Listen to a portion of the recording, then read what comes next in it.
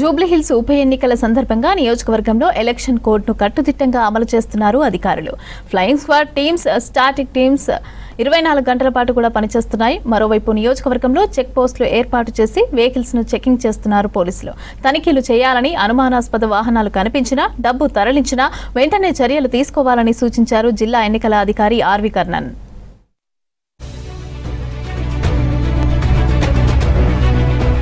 Jubilee Hills by election సందర్భంగా జిల్లా ఎన్నికల అధికారి ఆర్వి కర్ణన్ ఆధ్వర్యంలో ఎన్నికల బృందాలు ముమ్మర తనిఖీలు చేస్తున్నాయి. అటు పోలింగ్ కు కావాల్సిన ఏర్పాట్లు కూడా చేస్తున్నారు. ఇప్పటికే నియోజకవర్గంలో 1967 political posters, wall writing, banners తొలగించారు. మోడల్ కోడ్ ఆఫ్ కండక్ట్ ను కట్టుదిట్టంగా అమలు చేస్తున్నారు ఎన్నికల అధికారులు.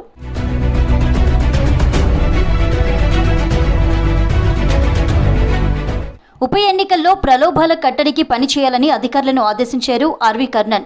జిల్లా intelligence expenditure monitoring committee meeting నిర్వహించింది. అన్ని శాఖలు సమన్వయంతో పనిచేస్తూ నగదు, మద్యం, నిషేధిత పదార్థాలు, ఉచిత బహుమతులు వంటి ప్రలోభాలను కట్టడి చేయాలని సిబ్బందికి సూచించారు. 24 గంటల పర్యవేక్షణ కోసం ఫ్లయింగ్ స్క్వాడ్లు, స్టాటిక్, వీడియో సర్వైలెన్స్ బృందాలు యాక్టివ్గా ఉండాలని ఆదేశించారు. అనుమానిత లావాదేవీలు, విలువైన వస్తువుల కదలికపై నిఘా పెట్టాలన్నారు.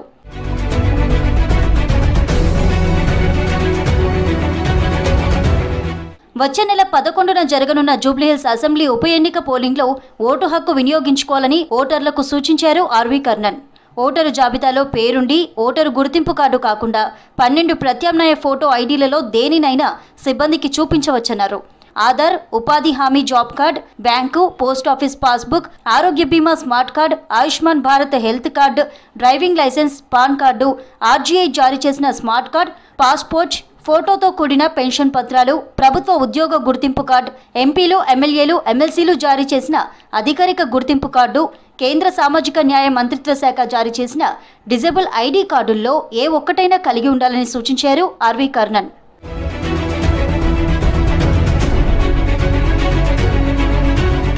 హైదరాబాద్ బంజారా భవన్లో సెక్టర్ ఆఫీసర్స్, బూత్ స్థాయి అధికారులు, సూపర్వైజర్లకు శిక్షణ కార్యక్రమాన్ని నిర్వహించారు ఆర్వి కర్ణన్. ఎన్నికల విధులు, బాధ్యతలను పవర్ పాయింట్ ప్రెజెంటేషన్ ద్వారా వివరించారు. భారత ఎన్నికల సంఘం మార్గదర్శకాలకు అనుగుణంగా విధులు నిర్వర్తించాలని సూచించారు. అన్ని శాఖల అధికారులతో సమన్వయంతో పనిచేయాలని సూచించారు RV Karnan. Especially to any political party క్యాండిడేటో లేదన్నా వారి ఏజెంటో అక్కడ కార్యకర్తావు ఇలా బిఎల్ఏసో అలా మీరు ఇచ్చారన్నా మీ మీద జాబ్ పోతే మళ్ళీ క్రిమినల్ కేసు కూడా బుక్ చేస్తాం. రెండో అవుతుంది. Please take it very very seriously. Voter information slip already AC election గారు చెప్పిన ప్రకారం it should give to the concerned voter ఆయన లేదు. ఆ ఇంట్లో ఇంకో ఆయన ఆయన కూడా ఓటర్ ఉండాలి. అది కూడా అడల్ట్ ఉండాలి. మళ్ళీ వారి ఇంట్లో ఎవరు లేదు, పిల్లలకి ఇచ్చి వచ్చేమో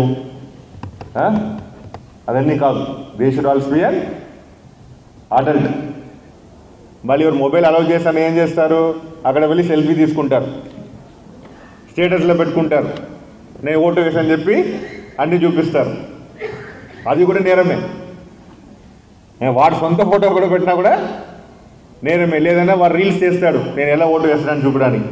మరోవైపు జూబ్లీహిల్స్ బై పోలింగ్ కు కావాల్సిన సామాగ్రిని సిద్ధం చేస్తున్నారు అధికారులు. ఉప ఎన్నిక ముగిసే వరకు ఎన్నికల బృందాలు అప్రమత్తంగా ఉండాలని ఆర్వి కర్ణన్ ఆదేశాలిచ్చారు.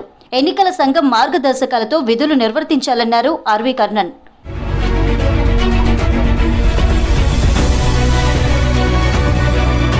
నవంబర్ 11న జూబ్లీహిల్స్ బైపోల్ జరగనుండగా 14న యూసఫ్గూడలోని కోట్ల విజయ్ భాస్కర్ రెడ్డి స్టేడియంలో కౌంటింగ్ జరగనుంది.